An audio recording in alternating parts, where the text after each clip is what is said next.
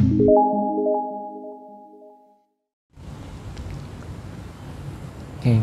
teman-teman, selamat datang kembali di video pembelajaran kali ini. Di video ini kita akan membahas tentang Java Spring Boot. Java Spring Boot adalah sebuah framework untuk membangun microservice di bahasa pemrograman Java. Dengan Java Spring Boot, kita dapat membangun aplikasi microservice dengan lebih mudah. Langsung saja, kita akan membahas langsung materinya. Pada kesempatan kali ini kita akan membahas tentang Spring Boot. Ya, apa itu Spring Boot? Spring Boot itu secara garis besar dia adalah sebuah framework yang digunakan untuk melakukan pemrograman enterprise di Java.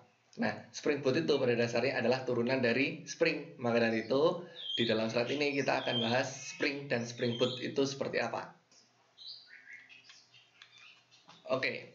Jadi di dalam slide ini atau dalam video ini kita akan membahas tentang 4 hal. Pertama, Spring Framework fundamental untuk mengetahui apa itu Spring. Kemudian kita akan masuk ke Spring Boot sebagai materi utama di dalam slide ini. Dan juga kita akan membahas terkait dengan persiapan untuk praktikum yang nanti akan kita lakukan di dalam kegiatan ini juga. Karena pada dasarnya slide ini akan mengarah pada hal yang teknis, sehingga nanti teman-teman diharapkan untuk dapat mencoba. Dan kita akan melakukan praktikum agar teman-teman dapat memahami bagaimana sih cara melakukan pemrograman di dalam Spring, khususnya menggunakan framework Spring Boot. Kita akan mulai dulu. Pertama, Spring. Nah, Spring itu apa sih? Spring itu merupakan framework yang sifatnya open source yang berbasis Java untuk menyediakan infrastruktur secara komprehensif di dalam Java untuk melakukan Java Enterprise Development. Seperti itu. Nah, kemudian Spring Framework ini itu mulai muncul, dikembangkan oleh Rod Johnson ya pada tahun 2003 dengan lisensi Apache 2.0 pada waktu itu. Kemudian fiturnya Spring itu banyak, sebenarnya open source, lightweight and fast. Yang penting lagi adalah MVC di sini.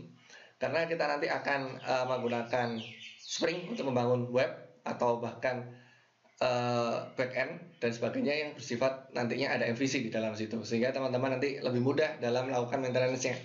Kemudian ada AOP, dan yang lebih penting karena nanti kita gunakan adalah ada yang disebut dengan ORM atau Object Relational Mapping dan IOC atau Dependency Injection. Nah, dua metode ini adalah dua metode ajaib yang dapat kita gunakan dalam membuat sebuah program nantinya. Nah, bagaimana ajaibnya nanti kita akan lihat di dalam materi ini. Kemudian kalau kita ngomongin tentang Spring Framework Runtime atau di dalam arsitektur internalnya Spring itu ada beberapa hal utama. Misalnya ada data access integration, web, dan sebagainya. Nah, pada dasarnya seluruh runtime ini, arsitektur dasar dari Spring ini adalah sebuah library di dalam Java yang nanti dapat kita pakai untuk melakukan proses pengembangan. Jadi nanti kita bisa melakukan import core-nya, melakukan import ORM dan sebagainya. Nah, untuk keterangan lebih detail terkait dengan Spring Framework Runtime ini, teman-teman dapat melihat di tutorial point di sini ya, di tutorial point ini. Nah, di situ ada keterangan terkait dengan bagaimana elemen-elemen runtime di dalam Spring ini itu dengan detail. Spring Framework MVC ini itu digunakan oleh Spring untuk melakukan pembuatan web. Karena pada dasarnya di Spring untuk bikin web kita bisa menggunakan MVC dengan lebih nyaman. Secara definisi sama persis MVC yang ada di Spring dan yang di CodeIgniter yang teman-teman pelajari waktu di pemrograman web. Secara alami nanti akan ada model, ada view, ada controller yang kalau di Java itu pasti akan dibangun dari objeknya Java. Seperti itu. Jadi nanti ada model yang mengabstraksi data, view bertanggung jawab untuk tampilan, dan controller yang bertanggung jawab untuk logika yang menghubungkan antara model dan view. Konsepnya sama, cuma nanti dibangun di Java. Itu saja bedanya. Di sini kita akan sedikit membahas tentang Spring Framework MVC terkait dengan kerangka kerjanya. Pada dasarnya kerangka kerja MVC ini itu kalau di Spring semua itu akan bermula dari dispatcher servlet yang dia akan menangani seluruh permintaan dan respon dari HTTP atau dapat dikatakan dari klien. Nah, seluruh proses ini itu akan dihandle dulu oleh dispatcher servlet, baru nanti disambungkan dengan internal MVC dari Spring. nanti dari dashboard server akan terus diteruskan gitu ke handler mapping, ke controller, ke view resolver, dan ke view-nya seperti itu. Nah, prosesnya itu kurang lebih seperti ini. Alur dalam pemrosesan permintaan HTTP atau request itu masuk ke dispatcher server dulu.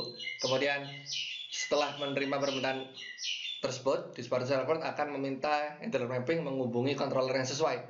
Request ini itu dihandle controller yang mana sih? Nah, kemudian controller setelah menerima permintaan tersebut akan memanggil metode service yang sesuai berdasarkan metode get dan post. Kemudian metode service ini akan menetapkan data model yang dipakai berdasarkan logika bisnis yang ditentukan, ya. Jadi dari controller dia akan memanggil model, dan hasil dari model nanti akan dikembalikan ke view melalui dispatcher server lagi gitu. Nah, kemudian dispatcher server akan dibantu oleh view resolver untuk mengambil tampilan view yang sesuai dengan permintaan tersebut. Mana nih view-nya? Setelah view selesai, dispatcher server meneruskan data model ke view. Jadi model isinya apa tuh ditampilkan view, kemudian oleh view diteruskan ke browser untuk ditampilkan. Nah, seperti itu kurang lebih alur kerja dari Spring Framework MVC-nya. Kemudian metode yang selanjutnya yang dapat digunakan di Spring adalah ORM atau Object Relational Mapping. Apa itu ORM? Sebenarnya ORM adalah suatu metode atau teknik pemrograman yang digunakan untuk mengkonversi data dari lingkungan bahasa pemrograman berorientasi objek (OOP) dengan lingkungan database relasional, ya.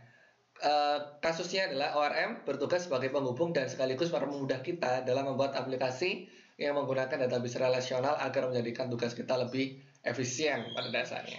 Nah, apa sih kelebihannya ORM? Kelebihannya ORM adalah nanti kita itu tidak langsung menggunakan query-query database di dalam aspek pemrograman kita, seperti yang teman-teman lakukan ketika teman-teman belajar di pemrograman lanjut, yang istilahnya di dalam kelasnya itu langsung memanggil objek database yang menggunakan JDBC dan sebagainya. Nah, tapi di sini nanti kita akan menggunakan ORM untuk memetakan tabel di database itu menjadi sebuah objek, gitu ya, di dalam Java, sehingga nanti kita akan melakukan manipulasi data itu melalui objek dulu, tidak langsung melalui tabelnya seperti itu, sehingga lebih aman nanti.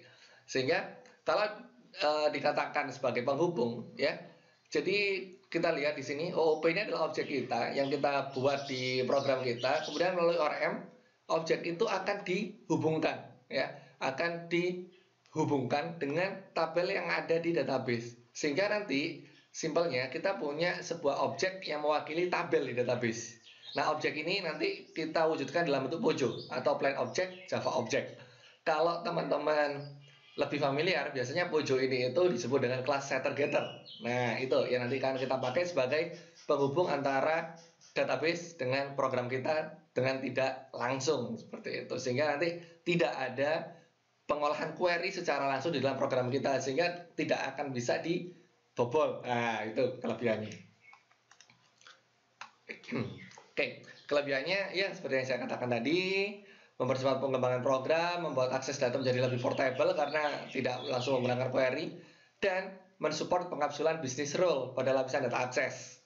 Nah, nanti kita akan membuat sebuah aturan-aturan khusus gitu. Jadi sesuai dengan layar yang kita pelajari di beberapa pertemuan yang lalu, kita akan membagi sistem kita dalam beberapa layer yang istilahnya setiap layernya itu akan menjadi lebih nyaman gitu.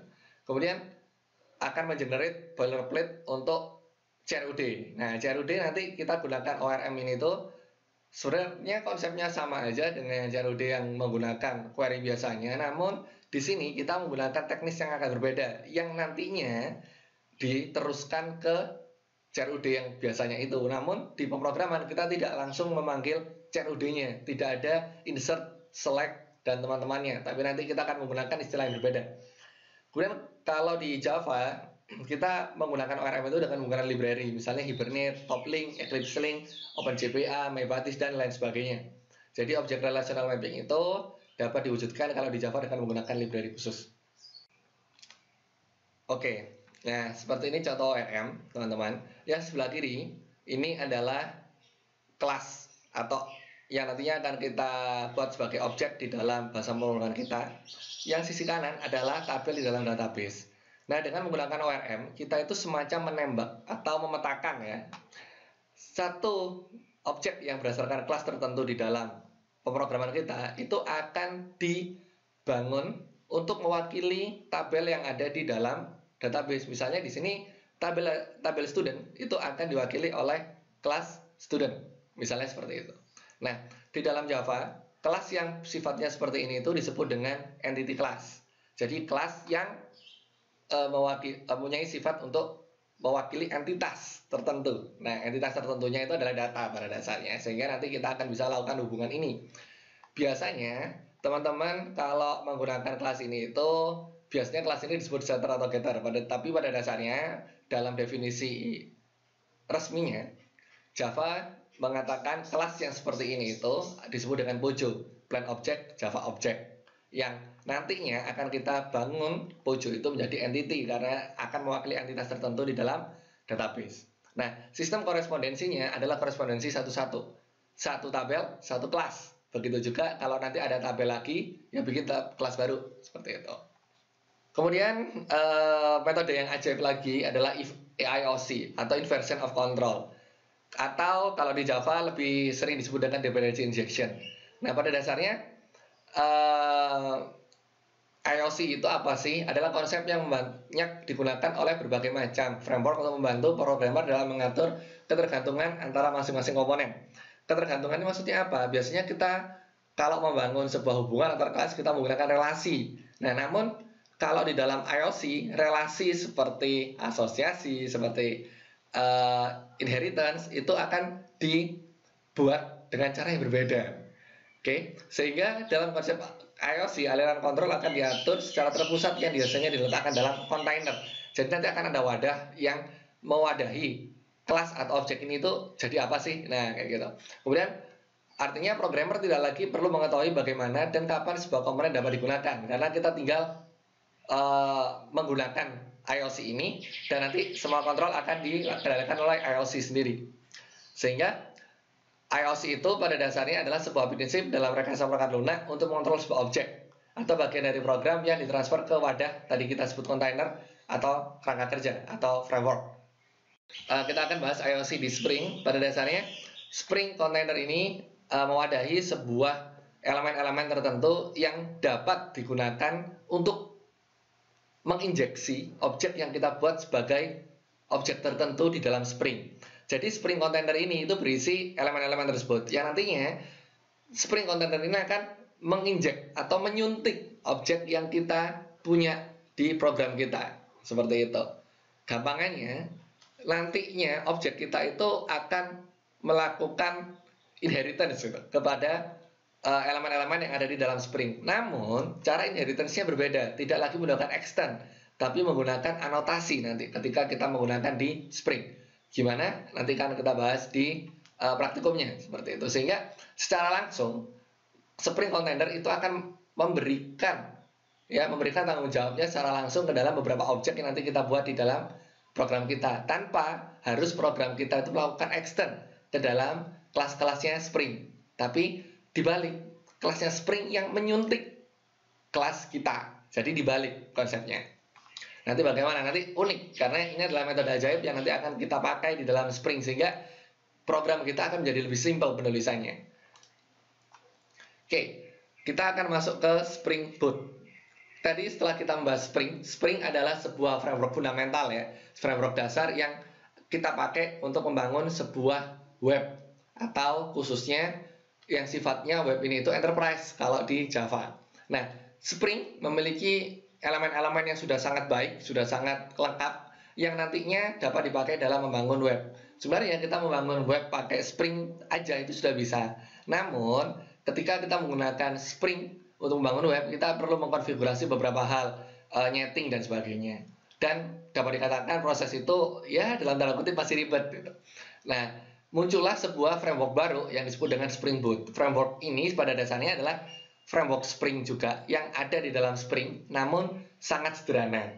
Jadi Spring Boot itu adalah kompilasi dari beberapa elemen library Spring Framework. Yang awalnya kalau kita mau membangun web di Spring itu kita pakai satu-satu, ini, itu baru kita setting sendiri. Tapi kalau pakai Spring Boot itu otomatis ketika kita udah bikin program, Spring Boot inilah yang akan menyetingkan semuanya dan akan menyatukan semuanya, sehingga tinggal kita pakai saja. Proses ini jauh lebih efisien daripada kita pakai Spring yang biasa. Maka dalam kuliah ini kita akan pakai Spring Boot untuk membangun arsitektur microservice yang sudah kita rencanakan sebelumnya. Oke, sehingga nanti arsitektur backend kita akan bangun dalam bentuk service yang nantinya lebih enak untuk dipakai di pengembangan selanjutnya. Sehingga Spring Boot itu diciptakan untuk memudahkan para pengguna Spring Framework yang tadi saya katakan ya, agar dapat bikin Spring Framework-nya lebih mudah, kontainer webnya kayak server dan sebagainya itu kalau di Spring biasa atau pakai web biasa itu kita harus nyeting atau install servernya sendiri. Misalnya karena kita pakai web di Java ya, kita pakai Apache Tomcat. Nah, kalau pakai Spring biasa kita perlu tuh install Apache Tomcat sendiri. Tapi kalau pakai Spring Boot, Apache Tomcat itu udah ada di dalamnya Spring Boot, lengkap kan? Jadi sebuah web yang di dalamnya udah ada servernya. Nah, ini yang enak. Kemudian skema tinggal pakai tadi ya, yang sangat sederhana. Kemudian kita dengan menggunakan Spring Boot kita dapat mengkonfigurasi elemen-elemen Spring dengan lebih sederhana tanpa langsung melakukan setting sendiri dan sebagainya nanti, karena kita akan dibantu oleh build manager yang namanya Maven juga kayak gitu. Oke, kemudian konfigurasi Springnya lebih mudah karena nanti akan ada elemen khusus yang dapat dipakai untuk melakukan konfigurasi secara terpusat. Nah, sebelum saya ngobrol lebih jauh tentang Spring Boot, kita akan bahas dulu tentang Spring Ecosystem. Pada dasarnya, Spring itu memiliki ekosistem yang sangat luas, sangat banyak elemen-elemennya. Ada yang disebut dengan ekosistem web layer, taman layer, service layer, sama data layer. Nah, pada dasarnya, Spring itu untuk saat ini, layer ini itu dikendalikan oleh Spring Cloud. Sehingga ketika kita menggunakan Spring, maka kita disarankan untuk memanfaatkan internet, karena di sini ekosistem ini akan lebih akan lebih berdampak dengan baik ketika kita menggunakan internet, karena service Spring Boot ya, service Spring Boot itu menggunakan internet. Pada dasarnya servicenya ada di sistem cloudnya Java yang nanti akan kita ekstrak ke dalam aplikasi kita dengan menggunakan Maven nantinya. Nah, sebenarnya Spring Ecosystem itu banyak, tidak hanya untuk MVC teman-teman, tapi semua elemen pemrograman sebenarnya ada di dalam Spring. Ada Android, ada iOS dan sebagainya. Yang ini adalah Spring IO platform yang nanti istilahnya kita dapat pakai untuk melakukan pembuatan web di sini. Ya, mulai dari aplikasi Android dan sebagainya. Nah, command layer ini adalah sebenarnya framework backend-nya si Spring. Nah, command layer ini itu sekarang udah disatukan, udah dibundling jadi satu yang disebut dengan Spring Boot tadi. Nah, sehingga nanti kita akan bermain di sini. Yang nantinya Spring Boot kita akan pakai untuk mewujudkan sebuah web yang dikirim. Nah, service layer yang di sebelah kanan dan sebelah kanannya lagi atau data layer ini adalah konsep di mana Spring XD namanya sekarang. Konsep di mana penyimpanan data itu akan dibantu oleh cloud service-nya si Spring. Sehingga pada dasarnya ketika kita mau membangun aplikasi enterprise dengan menggunakan Spring, semuanya udah lengkap gitu. Mulai dari front end, dari web layer-nya, command layer dari back end-nya, atau malah nanti ke service layer-nya. Jadi dalam back end itu kita pakai service, atau bahkan nanti kita pakai database-nya, pakai punyanya Spring juga udah punya dia. Sehingga nanti teman-teman sebenarnya kalau mau mempelajari Spring secara lebih lengkap gitu ya, dapat menggunakan Spring Ecosystem ini dengan kompleks gitu. Karena pada dasarnya ketika Spring ini itu dipakai, pasti aplikasi yang kita gunakan itu lebih oke. Sama seperti CodeIgniter teman-teman. Saya yakin kalau teman-teman udah familiar dengan CodeIgniter framework, tapi saya yakin juga teman-teman belum explore secara keseluruhan CodeIgniter itu seperti apa. Karena pada dasarnya CodeIgniter itu juga punya ekosistem. Nah, kalau teman-teman menggunakan ekosistem ini, teman-teman bisa bikin web itu lebih nyaman, teman-teman. Mulai dari tampilan backend-nya sampai nanti security di belakangnya, bahkan sampai database internalnya, itu bisa dikontrol melalui framework tersebut. Karena pada dasarnya framework itu menyederhanakan sebuah proses kita. Nah, di dalam aplikasi modern teman-teman, ada beberapa perusahaan yang sangat terkenal yang menggunakan Spring Ecosystem di dalamnya. Oke, Blibli dan Ticket.com itu menggunakan Spring sebagai dasar pembuatan webnya. Ya, jadi seluruh aplikasinya Blibli sama Tiket itu dibangun dari Java Spring ekosistemnya ini. Jadi aplikasi Android, aplikasi web dan sebagainya itu backend di belakangnya itu semuanya menggunakan Spring. Sehingga teman-teman nanti ketika pengen kerja di sana, saya sarankan belajar Spring. Oke, sekarang kita akan membahas bedanya apa sih Spring sama Spring Boot gitu ya. Nah, pada dasarnya Spring Boot itu adalah versinya Spring yang udah bundling. Dia itu portable dan udah bundling. Artinya apa? Elemen-elemen Spring yang tadinya banyak itu sekarang digabung aja di satu di dalam Spring Boot dan siap dipakai. Seperti itu. Sehingga kita tidak perlu lagi mengkonfigurasi macam-macam untuk membuat web. Nah, contohnya adalah yang ada di sebelah kanan ini, gambar bergerak ini. Kalau Spring itu sebelah kiri. Kayak misalnya kita mau bikin jus ya. Kita mau bikin jus itu kita menyediakan dulu bahan-bahannya apa. Ada gula, ada air, ada susu misalnya. Baru kita memilih buahnya apa. Baru kita jus dan sebagainya. Tapi ketika kita pakai Spring Boot, prosesnya berbeda. Di dalam Spring Boot itu elemen-elemen pendukung untuk bikin jusnya tadi itu kayak gula, kayak susu misalnya, kayak apa dan sebagainya ya. Itu sudah ada di dalam sini. Sudah ada di dalam kontainernya si Spring Boot. Air, gula, susu itu sudah digabung di sini. Nah, baru tinggal kita memilih elemen apa yang mau diolah di sana, buahnya apa gitu. Nah, ini yang membedakan antara Spring biasa dengan Spring Boot. Kalau Spring biasa, semua elemennya Spring tadi perlu kita masukkan dulu dan itu kita konfigurasi satu-satu. Baru kita mau bikin jusnya misalnya seperti itu. Tapi kalau Spring Boot kita udah siap untuk bikin jus apapun gitu. Secara elemen komponen Spring itu udah di dalamnya blendernya, di dalam juicernya. Kita tinggal memilih buahnya apa, kita masukkan ke dalam blender tersebut untuk bikin jus tertentu. Tapi kalau Spring, semua elemennya masih harus dituang dulu, harus dipilih harus dipilih semuanya, dicampur, baru kita bisa bikin jus. Paham ya maksudnya di sini? Gitu. Jadi Spring sama Spring Boot adalah sebenarnya Spring Boot itu adalah versi Spring yang udah bundle. Bundle itu mesti bundling ya, bukan bundle nakal, bukan.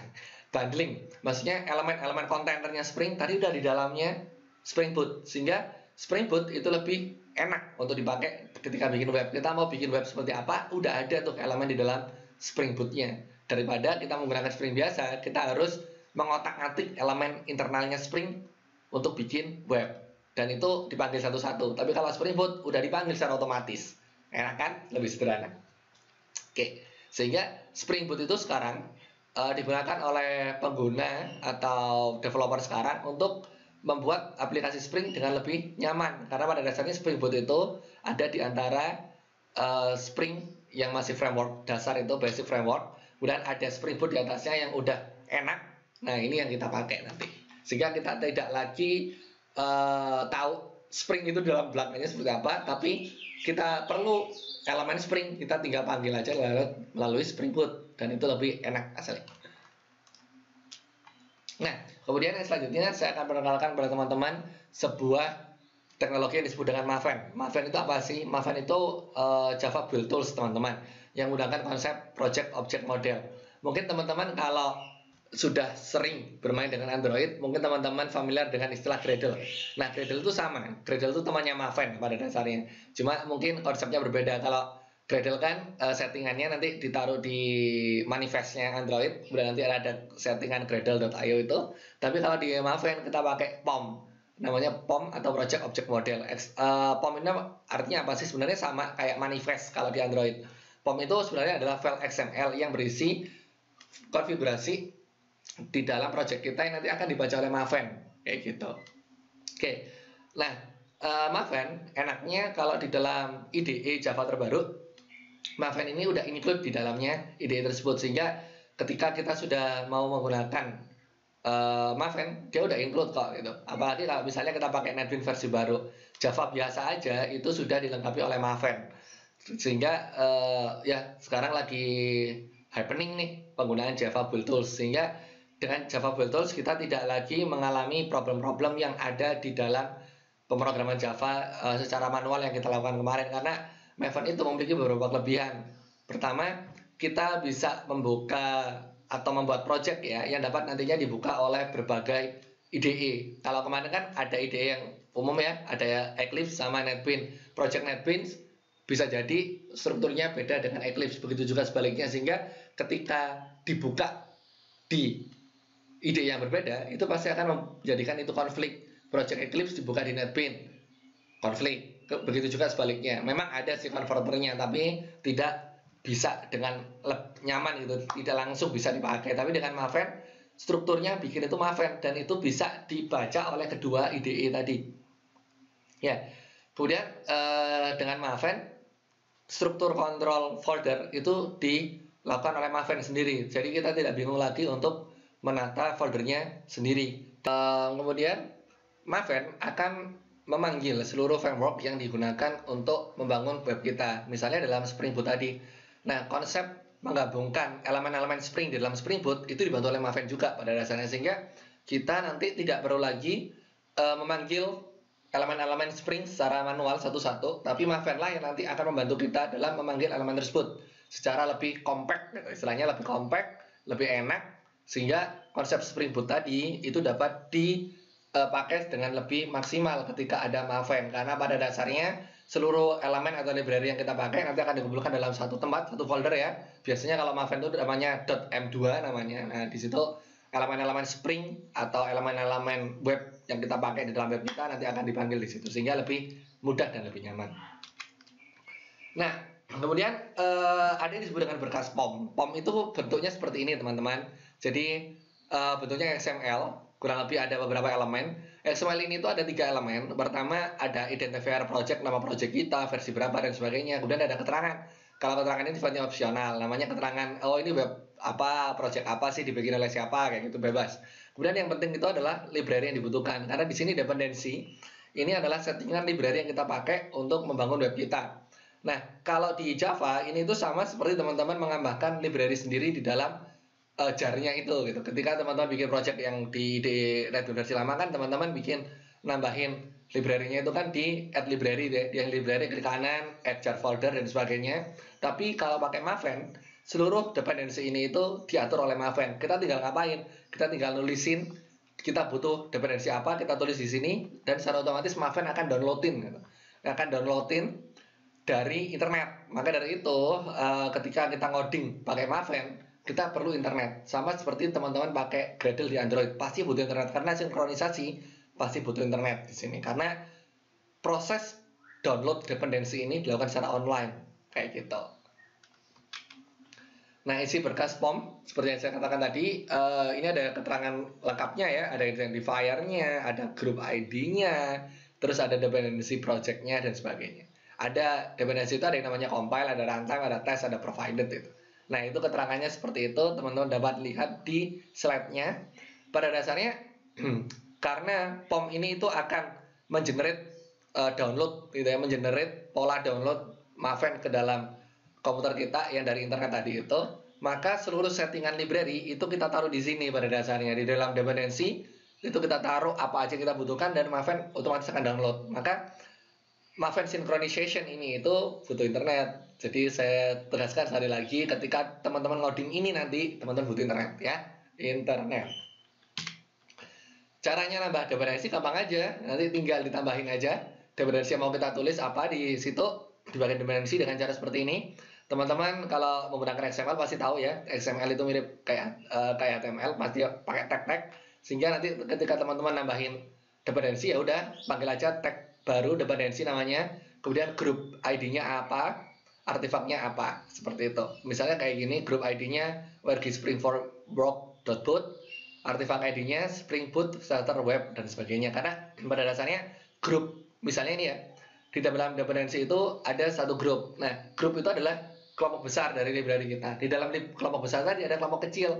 Maka kita panggil grupnya dulu, baru elemen-elemen kecil di dalamnya, kayak gitu. Dengan cara seperti ini, Maven akan memanggil seluruh dependensi yang dibutuhkan project kita dan nanti dijadikan dalam satu di dalam folder M2 tadi. Sehingga dengan adanya Maven, kita nanti itu simple. Ketika kita sudah punya library itu di dalam laptop kita atau dalam komputer kita di dalam folder M2 tadi, kita kalau bikin web sejenis dan butuh library yang sama, nggak lagi download di internet, tapi udah langsung memanggil yang ada di dalam internal kita yang ada di dalam folder M2 tadi gitu. Nah, biasanya Maven akan agak berat ketika teman-teman baru memulai project, karena itu baru download dia. Tapi kalau udah beberapa kali, library itu udah tersimpan dalam komputer kalian dan itu otomatis akan dipanggil tanpa langsung download lagi kayak gitu. Oke, untuk selanjutnya kita akan melakukan praktikum ya, coding dengan menggunakan Spring Boot. Nggak usah lama-lama lagi, daripada udah gatel nih ya. Kita akan masuk ke materi teknis dari materi kita, yaitu melakukan pemrograman web dengan menggunakan Spring Boot. Nah, tapi sebelumnya kita memerlukan beberapa elemen. Karena kita mau ngoding Java, kita pasti pakai JDK ya. Maka JDK yang bisa digunakan di sini minimum 8, ke atas boleh, tapi tidak disarankan JDK 14 karena JDK 14 untuk sementara ini masih belum stabil. Kemudian NetBeans yang digunakan minimum versi 8 juga, tapi disarankan juga yang paling baru mungkin.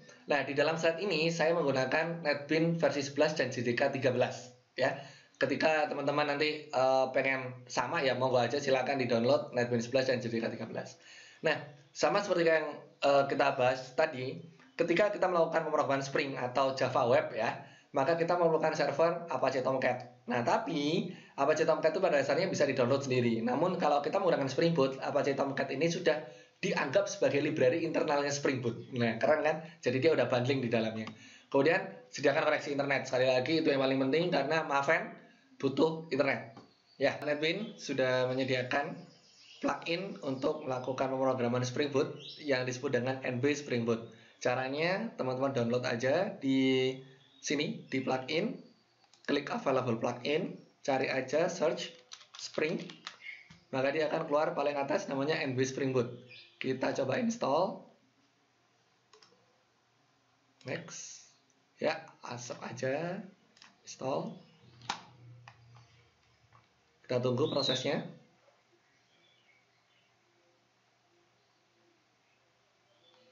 Oke, sambil menunggu. Jadi plugin NB Spring Boot ini adalah plugin untuk membantu kita dalam melakukan pemrograman Spring Boot agar lebih nyaman, karena nanti ketika kita membangun Spring Boot kita memerlukan sebuah project initializer namanya. Nah, NB Spring Boot itu memunculkan fitur itu nanti di dalam new project. Jadi nanti ketika kita menggunakan Spring Boot, melakukan pemrograman Spring Boot akan lebih nyaman. Oke, kita continue aja. Oke, yang jelas sekarang dia akan minta restart. Kita restart saja.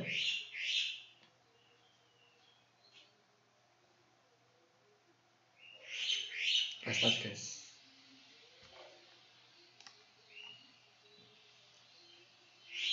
Setelah dia restart, dia akan mengupdate.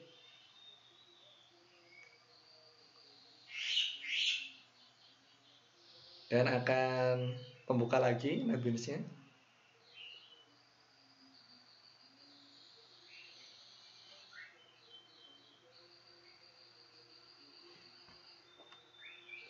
Oke, nah untuk mengetahui hasil instalasi plugin Spring Boot berhasil atau tidak, dapat dilihat di sini.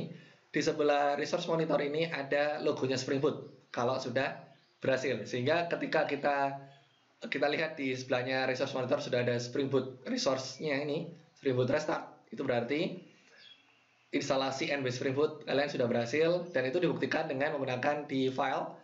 Ketika teman-teman new project di Java di Maven pasti akan sudah muncul Spring Boot initializer projectnya seperti apa. Ya, untuk praktikum yang pertama yaitu kita akan melakukan pemrograman untuk membangun Hello World. Seperti biasa, semua project pemrograman kita mulai dari Hello World. Nah, di Hello World ini kita akan menggunakan konsep Spring MVC-nya. Namun yang perlu kita ketahui, karena Hello World ya, kita hanya perlu controller sama view aja, karena kita nggak menggunakan model karena belum ada koneksi dengan data di sini. Oke, maka dari itu kita langsung aja ke NetBeans-nya. Untuk melakukan pemrograman Hello World ini kita akan masuk ke file new project. Nah, kalau saya menggunakan NetBeans versi 11 maka proses projectnya seperti ini, menggunakan project baru, maka saya menggunakan Spring Boot initializer project aja. Oke. Ketika teman-teman masuk ini Spring Boot initializer project, saya sarankan teman-teman di sini menggunakan internet karena seluruh service Spring Boot ini ada di cloud service-nya si Spring. Nah, disinilah kita akan melakukan setting dari program kita. Grupnya com.example kita ganti aja ya, com. Spring Boot, kita coba PR Boot gitu ya. PR Boot, artefaknya demo boleh, name-nya jangan demo ya, PR Boot. Oke, deskripsinya kita ganti hello world aja, hello, next aja. Nah, di sini ini adalah dependensi window yang ada di Spring Boot. Semua yang ada di sini adalah seluruh dependensi yang nanti akan di-generate oleh POM untuk menjadi dependensi di dalam file tersebut. Banyak sekali teman-teman, bahkan kalau teman-teman explore, seluruh kebutuhan untuk bikin web skala enterprise ada di sini semua gitu. Ya, masuk aja di bagian web ya, ada Spring Web. Namun karena saya udah pernah bikin project, di atas ada namanya Spring Web. Silahkan dicari yang Spring Web, biasanya kalau belum ada di Spring yang di web. Oke, kita next. Untuk sementara ini kita pakai Spring Boot version yang 226. Oke, next. Nah, project name-nya kita ganti namanya. Coba kita tadi karena kita udah kita sepakati PR Boot. Nah, nanti seperti biasa dia akan disimpan di NetBeans project kalian di My Document. Yang jelas semua yang ini default aja, kemudian kita lakukan finish. Nah, ketika dia melakukan finish inilah Maven akan melakukan download paket atau download dependensi yang dibutuhkan untuk project kalian. Di saat ini Maven akan membutuhkan internet untuk mendownload dependensi yang kalian butuhkan dalam membangun web ini. Nah, namun dalam project saya kemungkinan akan lebih cepat karena yang sudah saya punya sudah ada di dalam komputer saya karena saya sudah melakukan download sebelumnya karena saya sudah melakukan project sejenis sebelumnya. Sehingga untuk ini teman-teman perlu menunggu, mohon bersabar karena Maven akan mendownload seluruh repository yang dibutuhkan untuk project kalian. Mohon ditunggu. Ini adalah jendela project kita yang tadi kita sebut POM, yang mana POM itu yang di sini, yang di tengah ini pom.xml ya. Ini semua kebutuhan kalian sudah dimunculkan di situ sebenarnya. Oke, jadi download Maven tadi akan membuat file ini akan tergenerate. Nah, kemudian kalau kita lihat secara struktur project, kita dapat dilihat di project. Di sini banyak sekali ya folder-folder, dan jelas untuk folder pemrograman kita ada resource package ya, PR Boot application.java yang ini nanti kita akan coding di sini dan sebagainya. Kemudian yang lain-lain ya seperti biasa Java pada umumnya. Nah, cuma dependensinya ketika tadi kita melakukan proses pembuatan web baru dengan menggunakan Spring Initializer, dan Spring Initializer tadi akan dibantu oleh Maven untuk mengumpulkan seluruh dependensi yang diperlukan untuk bikin project kita. Jadi otomatis dependensi yang kita pakai itu banyak. Nah, inilah proses penunggu tadi itu ya. Jadi Maven akan download ini semua secara online sehingga tadi butuh waktu. Sehingga inilah yang dibutuhkan untuk Spring Boot akan bekerja. Nah, kalau teman-teman sudah punya halaman seperti ini, kita langsung bisa mencoba untuk ngoding Spring Boot untuk bikin hello world-nya. Ya, kita akan mencoba untuk melakukan pemrograman hello world ya seperti yang ada di slide dengan memanfaatkan file PR Boot application.java ini ya. Jadi kita akan modifikasi file project ini untuk dapat kita gunakan seperti yang ada di slide. Pertama, kita harus mengetahui dulu tentang anotasi-anotasi ini. Nah, di anotasi pertama itu ada yang namanya Spring Boot application.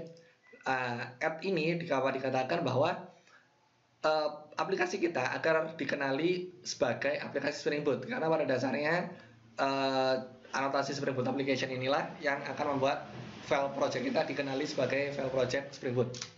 Kemudian yang pertama kita akan menampilkan lagi anotasi untuk auto configuration ya. Enable, coba dicari enable auto configuration. Nah, di sini enable auto configuration ini itu digunakan untuk settingan otomatis yang ada di dalam Spring Boot nanti sehingga lebih nyaman. Dan yang selanjutnya yang akan kita gunakan adalah kita akan membangun kelas PR Boot ini sebagai kelas controller. Kita akan menggunakan dependency injection atau inversion of control tadi seperti yang kita bahas. Sehingga di sini kita tidak lagi melakukan extend ke dalam kelas controller, namun kita tinggal memanggil kelas controller tadi dengan menggunakan anotasi. Kok ya, controller pakai yang di stereotype. Nah, dengan penggunaan anotasi seperti ini dapat dikatakan bahwa kelas PR Boot application itu sudah menjadi controller dengan cara stereotype controllernya Spring akan menginjeksi ya, menginjeksi kelas PR boot application untuk menyuntikkan tanggung jawabnya controller kepada PR boot application, sehingga kondisi inheritance-nya dibalik. Kita tidak lagi dari PR boot application menginheritance controller atau melakukan extend ke controller untuk mendapatkan tanggung jawabnya controller, tapi controller di sinilah yang melakukan suntikan tanggung jawab tersebut langsung ke PR boot. Inilah yang disebut dengan injection tadi. Sehingga inversion of control-nya dilakukan dengan menggunakan notasi-notasi seperti ini di dalam Spring Boot. Sehingga di Spring Boot ini itu nanti penulisan programnya akan menjadi lebih sederhana, akan lebih efisien dengan metode-metode ajaib yang ada di dalam Spring. Oke, selanjutnya kita akan bikin metode hello world-nya ya. Seperti yang ada di slide, kita akan bikin metode yang namanya string home. Oke, seperti ini saja. Nah, di dalam string home ini kita akan melakukan penulisan ya. Seperti yang tadi dikatakan, halo ini apa dan sebagainya. Oke.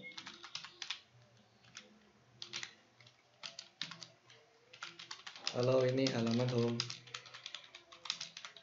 Hello world. Salah. Oke. Mungkin seperti ini. Nah, metode ini akan dipanggil nantinya di dalam kelas controller ini ya, yang nanti akan kita tampilkan di dalam fungsi main. Namun untuk dapat menjadikan metode ini dapat dipanggil melalui fungsi mainnya, nanti kita memerlukan sebuah notasi lagi. Nah, di sini kita akan menggunakan request mapping nanti, sehingga di dalam browser kita langsung dapat memanggil metode ini secara langsung melalui alamatnya. Seperti yang tadi sudah dilakukan di controller, kita juga akan melakukan injeksi lagi ke dalam metode string home. Pertama adalah request mapping dulu. Nah, request mapping ini akan kita berikan dia sebagai home ya. Jadi istilahnya sebagai garis miring saja, ini artinya ketika kita nanti memanggil alamat langsung alamat servernya, dia akan dipanggil sebagai index. Index metodenya adalah index home ini, kayak gitu. Oke, jadi kemudian yang selanjutnya kita akan buat anotasi juga dia sebagai respon body. Oke, nah sehingga dengan cara seperti ini ya, di dalam controller PR boot application ini ada dua metode home sama metode main. Nah, metode home sendiri itu ada dua injeksi di sini. Sehingga yang pertama request mapping slash itu artinya adalah index, artinya ketika kita memanggil alamat servernya secara langsung ya, nanti alamat servernya adalah localhost, kemudian portnya 8080. Nah, tanpa kita melakukan pemilahan lagi, langsung pakai slash saja, pakai index, langsung yang ditampilkan adalah yang home ini.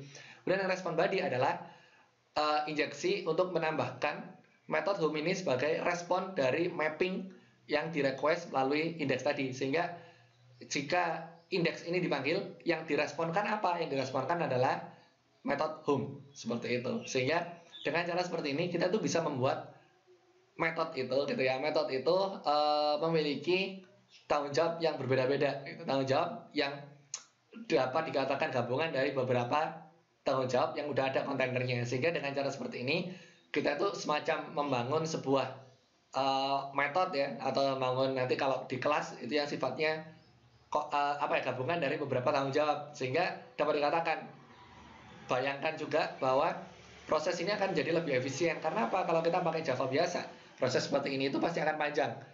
Pasti ada extend lah, ada implement lah, dan sebagainya. Kemudian kalau metodenya harus seperti apa, dan sebagainya. Tapi dengan menggunakan IOC atau dependency injection, prosesnya hanya seperti itu aja. Kita panggil, kita pakai add, pakai notasi, dia udah jadi apa. Lakukan lagi untuk yang lain, udah jadi beda. Enak kan ya? Nah, seperti itulah yang menjadi konsep utama di dalam Spring Boot. Oke, kalau sudah, kita akan coba run. Ya, klik run aja. Dia akan, secara otomatis dia akan mengcompile project ini. Gambarnya seperti yang dapat dilihat di outputnya ya. Nah, ini juga butuh waktu, mau ditunggu compiling.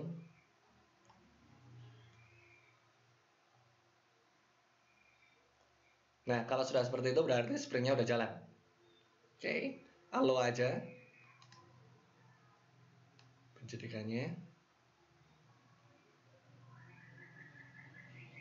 Oke, dia udah jalan. Nah, caranya untuk menguji jalan atau tidak bagaimana? Masuk aja ke browser. Kalau saya pakai Chrome.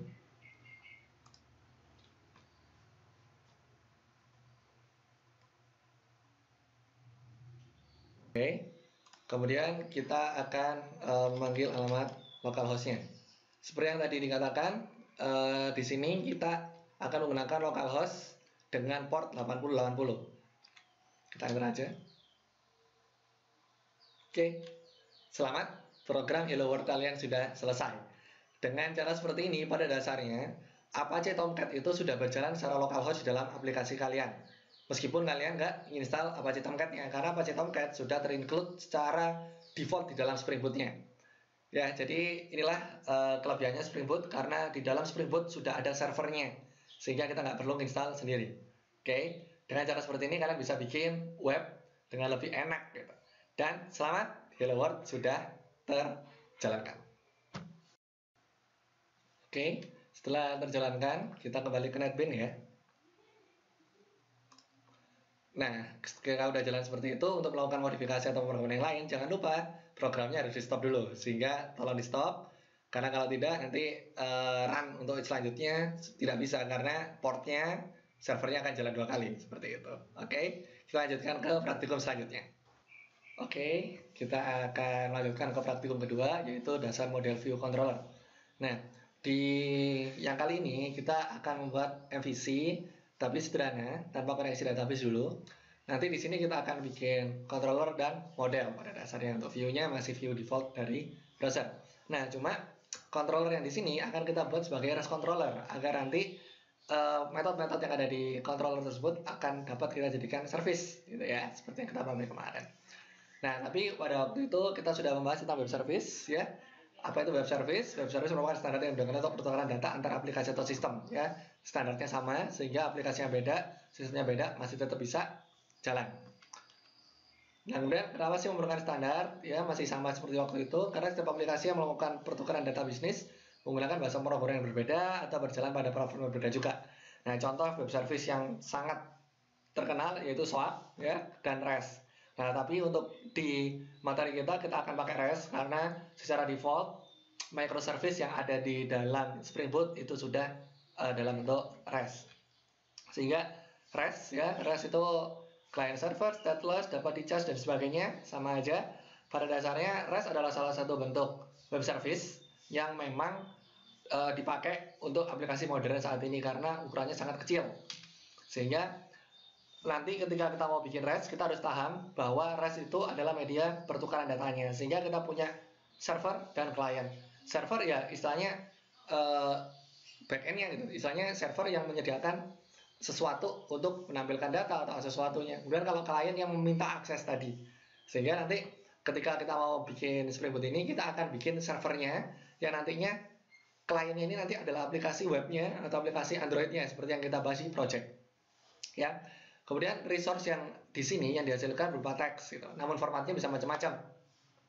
Kalau SOAP pakai XML, tapi kalau REST bisa pakai JSON, bisa pakai XML. Cuma untuk saat ini kita akan pakai JSON, tapi nanti juga akan ada praktikum yang membahas antara keduanya. Oke, kemudian salah satu kelebihannya REST ya, yang nanti kita pakai sebagai dasar untuk membangun service di dalam Spring Boot ini adalah clean URL, karena kalau dengan menggunakan REST kita bisa menggunakan metodenya REST untuk melakukan proses tertentu, misalnya get untuk nge-read, put untuk insert, delete untuk hapus, dan post untuk update. Jadi istilahnya proses CRUD yang ada di database itu ketika dilewatkan dalam REST nanti akan ada metode-metode REST khusus yang mewakili itu, seperti itu. Oke, sehingga praktikum yang kedua kita akan menggunakan model REST ini. Oke, untuk memulai praktikum kita harus bikin POJO atau Plain Object Java Object untuk dijadikan model. Istilahnya ada sebuah kelas yang mewakili nanti datanya disimpan di mana, gitu kan? Nah, kelas ini kita beri nama kelas barang, katakanlah seperti itu, yang memiliki atribut ID barang, nama barang dan stok. ID barang string, nama barangnya string, stoknya integer. Oke, jadi silakan bikin kelas baru Oke, setelah kita kembali ke NetBeans, kita akan bikin kelas baru ya. Oke, langsung aja ke package source-nya. Kita bikin Java kelas baru, namanya barang. Oke, finish. Seperti bikin kelas biasa, kita dapat atribut seperti ini. Sebenarnya kita bisa saja bikin metode setter getter itu manual ya. Jadi diketik integer apa dan sebagainya, bikin fungsi seperti biasanya. Namun karena ini setter getter, pada dasarnya di NetBeans udah disediakan cara untuk membuat setter dan getter secara otomatis. Jadi caranya gimana? Di blok aja ini ya. Jadi di blok aja atau di langsung aja di sini klik kanan, insert code.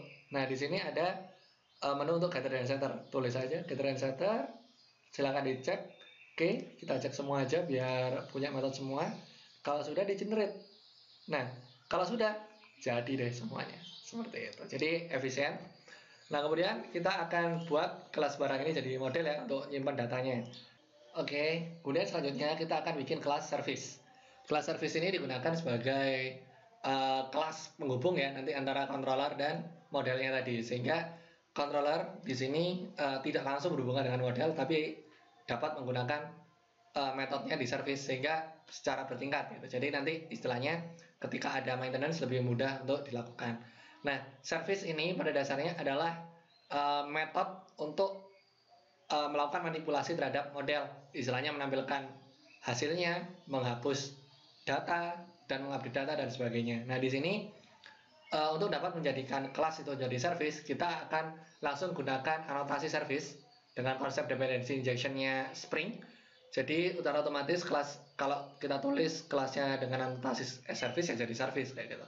Sehingga kita akan bikin kelas seperti ini. Jadi silakan tuliskan kode ini di NetBeans dan simpan dengan nama barang service. Oke, setelah kalian bikin service, kita akan bikin controllernya. Nah, controller di sini kita akan buat kelas baru namanya barang controller yang kita akan injeksi dia sebagai controller dari REST.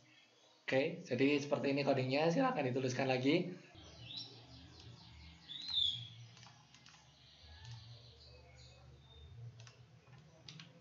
Oke, kemudian setelah bikin controller, kita akan membuat main class-nya.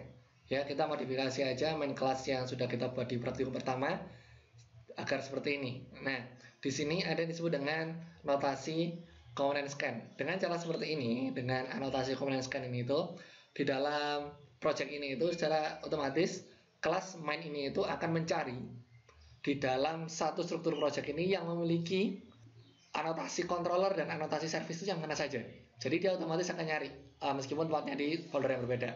Yang tadi sudah ada service-nya yang barang service, yang controllernya barang controller. Secara otomatis dia sudah dipanggil di dalam kelas ini melalui dependency injection. Oke, setelah kita tulis semua pada programnya, sekarang kita punya beberapa kelas.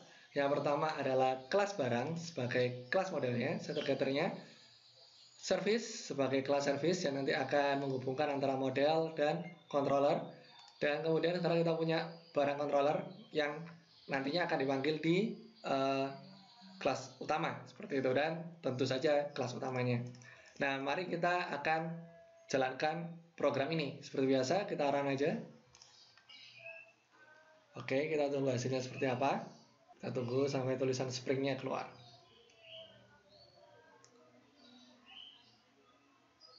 Oke.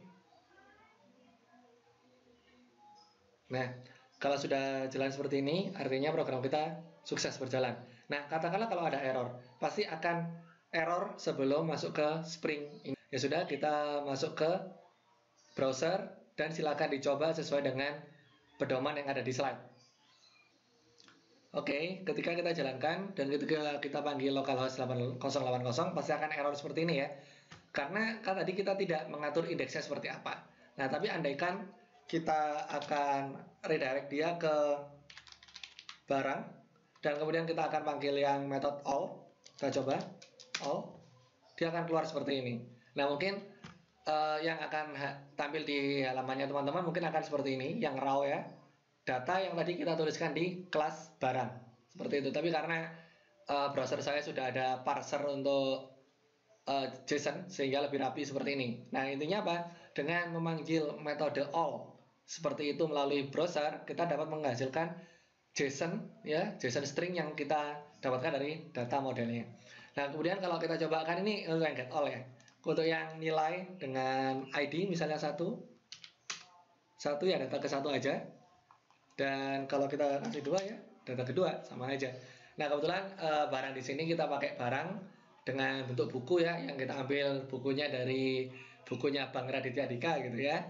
Oke, nah seperti itu gitu. Jadi ini adalah cara untuk menampilkan informasi dari pemrograman yang terkait dengan model dan controller, sederhana saja yang ada di Spring Boot. Nah, untuk yang kedua yaitu yang ada XML-nya, kita perlu memodifikasi kode programnya, generate hasil respon dalam bentuk XML. Kita perlu memodifikasi kode program kita. Yang pertama, kita perlu menambahkan notasi add XML root element. Dia kalau secara default biasanya diambil dari Java x.xml bind annotation dan sebagainya. Namun untuk dapat menjalankan anotasi ini dengan benar, kita perlu menambahkan beberapa dependensi. Dependensi dapat teman-teman tambahkan di pom.xml yang ada di project files pom.xml. Nah, di sini sudah saya tambahkan beberapa dependensi yang terkait XML, yaitu JAX XML-nya, JAX Javax Activation, dan JAX B Glassfish. Kurang lebih seperti ini yang perlu ditambahkan di pom.xml-nya. Jadi ada 3, XML bind, Javax Activation, sama Glassfish JXB. Tambahkan ini di dependensi, kemudian setelah itu di save, dan silakan di rerun aplikasinya. Secara otomatis Maven akan download. Oke, setelah di rerun dengan XML ya, maka untuk yang kondisi all masih sama, dia pakai rest caranya. Tapi untuk yang persatuan, dia udah bisa berubah. Jadi seperti ini, berupa file XML-nya. Nah, sekarang teman-teman tahu kan bedanya respon XML dengan respon REST. Kalau XML, tag-nya muncul, jadi dia memang terstruktur, tapi memang agak berat. Tapi jika pakai REST, dia lebih kecil karena cuma nilai stringnya aja. Nah, mungkin seperti itu yang dapat kita lakukan di praktikum kedua ini. Kita akan lanjutkan praktikum ini di pertemuan selanjutnya. Terima kasih. Ya, akhirnya materinya selesai. Dan untuk yang part pertama ini terkait dengan Spring Framework Fundamental, kita sudah membahas tentang Spring Boot dan praktikumnya. Kemudian untuk next-nya, pertemuan selanjutnya, di video selanjutnya kita akan membahas tentang REST API, bagaimana membangun API berbasis REST dari Spring Boot, dan nantinya kita akan berkolaborasi dengan MySQL untuk mewujudkan konsep CRUD tapi dengan menggunakan service dari Spring Boot yang nanti akan kita rubah dia semuanya dalam bentuk REST API sehingga unsur backend sudah siap untuk dipakai di front end. Oke, kalau gitu sampai ketemu lagi di pertemuan selanjutnya. Ya, itu tadi adalah materi tentang Java Spring Boot. Setelah ini kita akan membahas tentang pemanfaatan Java Spring Boot dalam pembangunan aplikasi microservice. Sampai ketemu lagi di video selanjutnya. Dadah!